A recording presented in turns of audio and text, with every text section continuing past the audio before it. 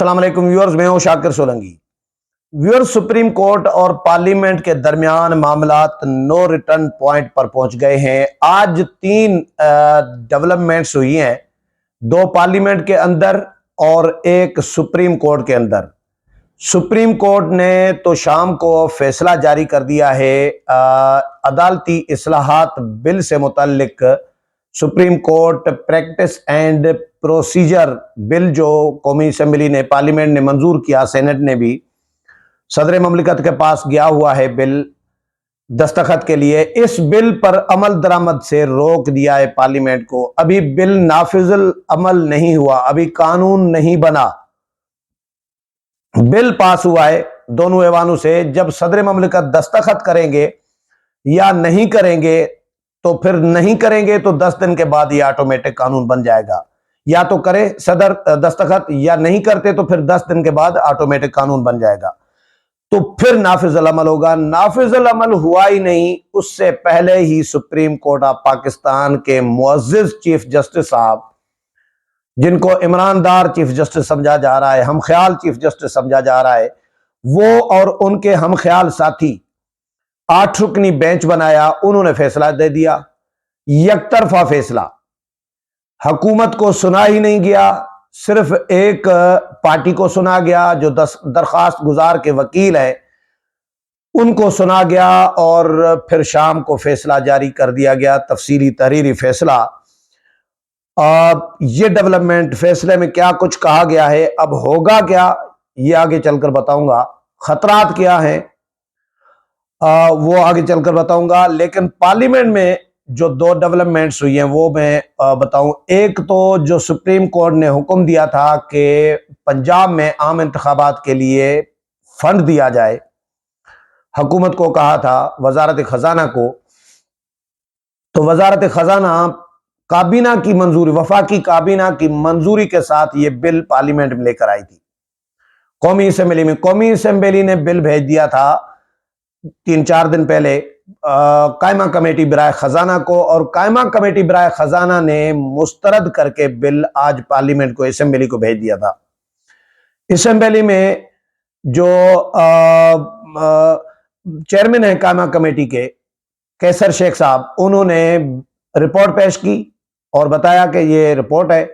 फिर वजीर खजाना इसाक डार साहब ने बिल पेश करने की इजाजत मांगी कि उन्होंने बताया कि जी कमेटी, क्योंकि कायमा कमेटी मुस्तरद कर चुकी है 21 अरब रुपए के फंड इंतखाबात के लिए पंजाब में जारी करने का जो मंजूरी है वो नहीं दी कमेटी ने, तो मैं ऐवान में बिल पेश करना चाह रहा हूं। अगर ऐवान देता है इजाजत, मंजूर करता है बिल, तो हम जारी कर देते हैं। पार्लियामेंट से मंजूरी जरूरी है। तो वजीर खजाना ने जब बिल पेश करने की इजाजत मांगी, अभी बिल पेश नहीं हुआ या बिल पेश करना नहीं चाह रहे थे, लेकिन बिल पेश करने से एक प्रोसीजर होता है। बिल पेश करने से पहले एक मोशन मूव होता है, तहरीक पेश की जाती है कि मैं ये बिल पेश करने की ऐवान से इजाजत चाहता हूं। फिर ऐवान मंजूरी देता है कि जी ठीक है, इजाजत है। फिर बिल बाद में पेश होता है। तो जब इजाजत मांगी इसाक डार ने, तो बिल मुस्तरद कर दिया कौमी असम्बली ने अक्सरियत राय से। कुछ मेंबरान ने आवाजें दी जो मुखालफत कर रहे थे, मुखालफत में भी 2-4 आवाजें आई। उन्होंने कहा कि जी वोटिंग तो कराओ बिल पे, शिकवार वोटिंग कराओ। तो स्पीकर ने भी उनको समझाया और फिर आजम नजीर तारड़ ने भी समझाया। हालांकि ये पार्लियामेंट के मेंबर हैं जो मुखालफत कर रहे थे, इनको पहले ही पता होना चाहिए। जब हमें पता है, मैं सहाफी हूं, मैं कौमी असम्बली कवर करता हूं, मुझे पता है कि भाई पहले तहरीक पेश होती है, बिल पेश करने की इजाजत ली जाती है। इजाजत ही अगर मुस्तरद हो जाए तो फिर बिल पेश नहीं होता, फिर वोटिंग नहीं होती उस बिल पे। यानी बिल पेश ही नहीं करने दिया मेंबरान ने, ऐवान ने। तो वो मुस्तरद हो गई, तो उन्होंने आवाजें दी जी वोटिंग कराओ, वोटिंग कराओ। फिर स्पीकर ने, आजम नजीर तारड़ वजीर कानून ने उनको समझाया कि जो बिल पेश करने की इजाजत नहीं दी जाती ऐवान की जानिब से, अक्सरियत राय से, वो बिल पेश नहीं होता। और जब बिल पेश नहीं हुआ तो उस पर वोटिंग कैसे करा सकते हैं? किस चीज की वोटिंग कराएंगे जब वो बिल पेश ही नहीं हुआ और ऐवान ने इजाजत ही नहीं दी, अक्सरियत राय से ऐवान की अक्सरियत ने इजाजत नहीं दी। तब उनको समझ में, हाँ यार ये तो है, ये मेंबरान का ये हाल है जो मुखालफत करने वाले भी हैं।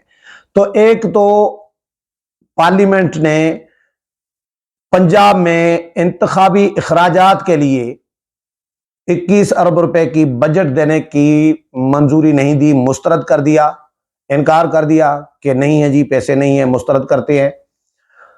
और दूसरी डेवलपमेंट पार्लियामेंट में यह हुई कि एक करारदाद मंजूर हुई। आगा रफीउल्लाह ने करारदाद पेश की, सख्त तरीन करारदाद है आज वाली। पहले भी 2 करारदादें सुप्रीम कोर्ट के हवाले से, मुअज़्ज़िज़ सुप्रीम कोर्ट नहीं कह सकते आप इसको, पूरी सुप्रीम कोर्ट नहीं है। सुप्रीम कोर्ट के चंद मखसूस मुअज़्ज़िज़ जजेस साहिबान हैं, चीफ जस्टिस साहब उनमें शामिल है, लीड वही कर रहे हैं, जो बिल्कुल खुलेआम सरेआम खड़े हो गए हैं इमरान खान की फेवर में, खुलकर सामने आ चुके हैं। तनकीद भी हो रही है। Bar council, supreme court bar और पाकिस्तान बार काउंसिल, तमाम मुल्क भर के बार एसोसिएशंस, एसोसिएशंस, सियासी जमातें, अक्सरियती सियासी जमातें, पार्लियामेंट एक तरफ है, एक चीफ जस्टिस साहब हैं जो इमरान खान के साथ खड़े हैं, और उनके चंद मुअज़्ज़िज़ जज साहिबान जो हम ख्याल जजेस हैं वो खड़े हैं उनके साथ।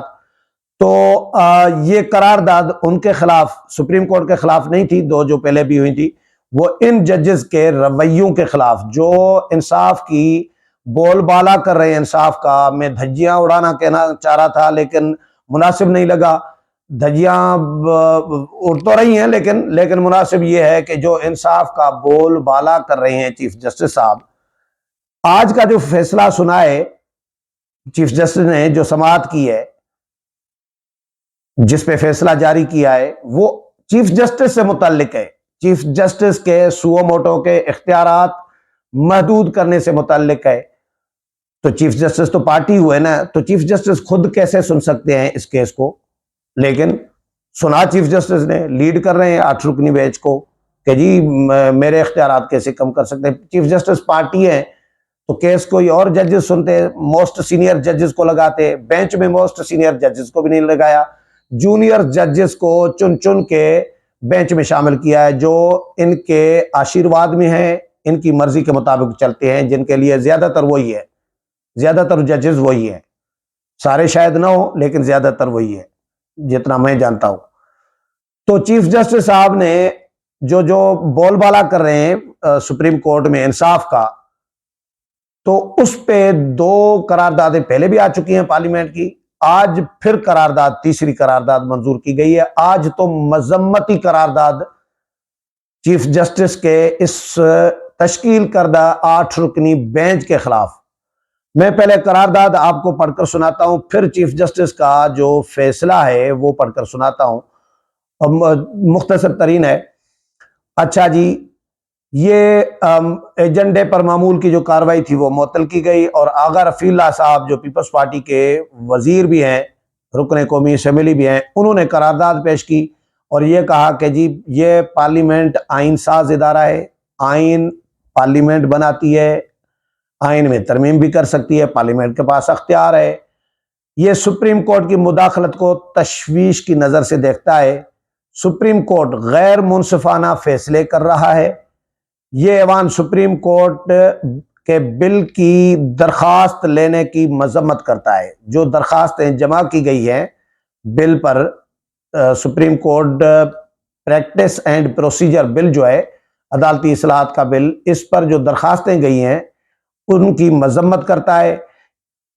इस बेंच में सीनियर तरीन जजेस को शामिल न करने पर भी तशवीश का इजहार करता है।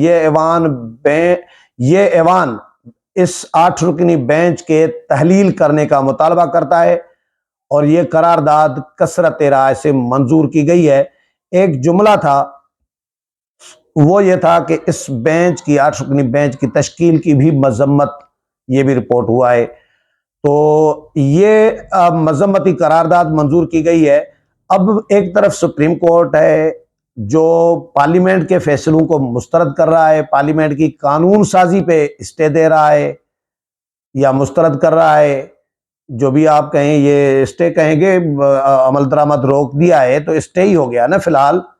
तो पार्लियामेंट की कानून साजी को कैसे सुप्रीम कोर्ट मुस्तरद कर रहा है? सुप्रीम कोर्ट तो पार्लियामेंट की कानून साजी पर अमल दरामद करने की हिदायत करनी चाहिए, खुद भी सुप्रीम कोर्ट को उसी कानून और आइन के मुताबिक चलना चाहिए, लेकिन वो उनके अपने खुद अपने जजेस कह चुके हैं भाई वन मैन शो बनाया हुआ है। अच्छा जी, ये सुप्रीम कोर्ट का 8 रुकनी बेंच का जो फैसला है उसमें अदालती इस्लाहात बिल पर अमल दरामद से रोक दिया गया है।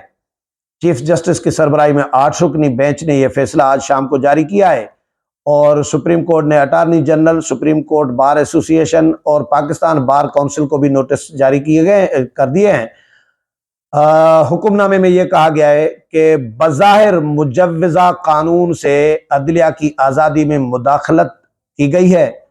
बादियों नज़र में ये लग रहा है सुप्रीम कोर्ट ने मुजव्वज़ा बिल के एक्ट बनने के बाद अमल दरामद से रोक दिया है कि जब ये एक्ट बन जाए तो इस पर अमल दरामद रोक दिया जाए।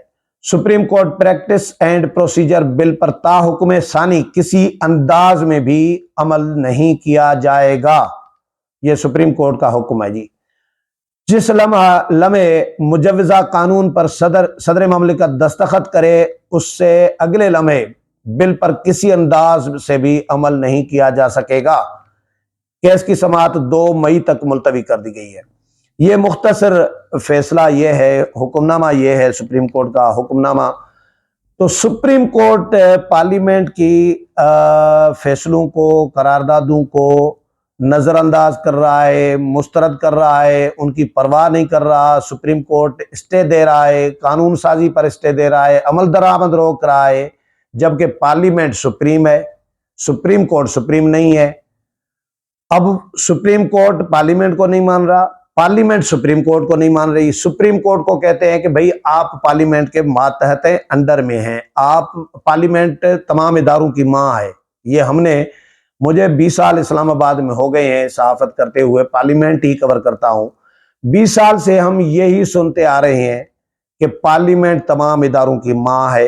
किसी ने आज तक दावा नहीं किया, न सुप्रीम कोर्ट के जजेस ने, न फौज ने, न ISI ने, न एजेंसियों ने, न किसी नैब ने, न FIA ने, न किसी और इदारे ने, कि भाई वो सुप्रीम है।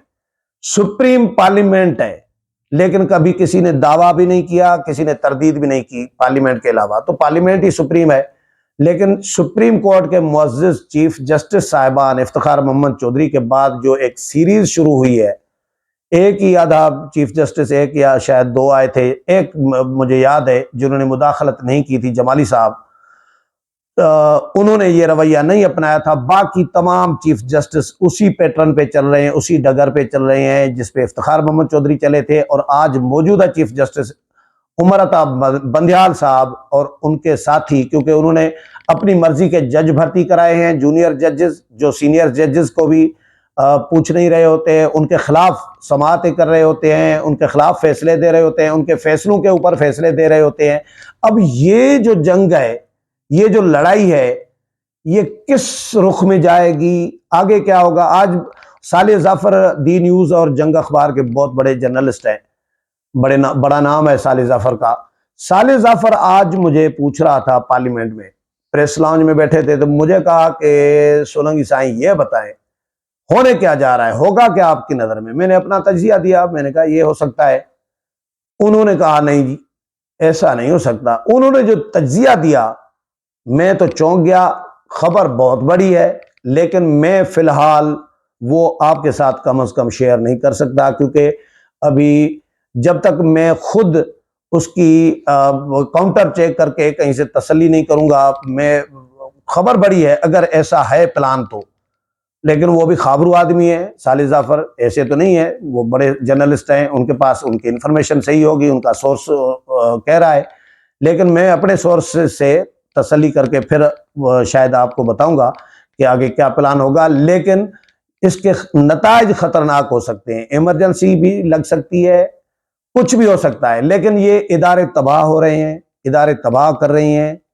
जिसकी जिम्मेदारी है उसको वो करना चाहिए। पार्लियामेंट की अपनी जिम्मेदारी है, पार्लियामेंट वही कर रही है। पार्लियामेंट चीफ जस्टिस को पार्लियामेंट ये तो नहीं कह रही ना कि आप ये न करें, ये न करें।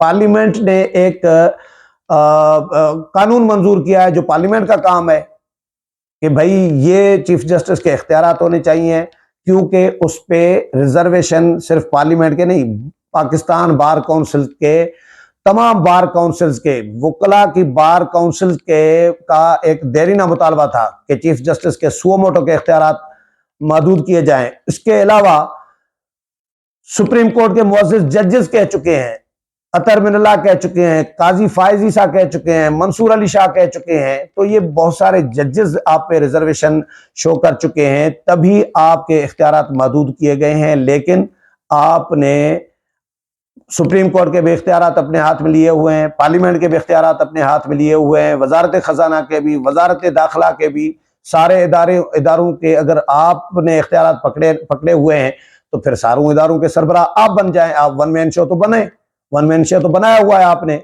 तो बहरहाल ये इसके नताज बड़े अच्छे मुझे नजर नहीं आ रहे जो कुछ हो रहा है पार्लियामेंट और सुप्रीम कोर्ट के दरमियान। अगले प्रोग्राम में फिर मुलाकात होगी, तब तक इजाजत चाहता हूँ। अल्लाह हाफिज।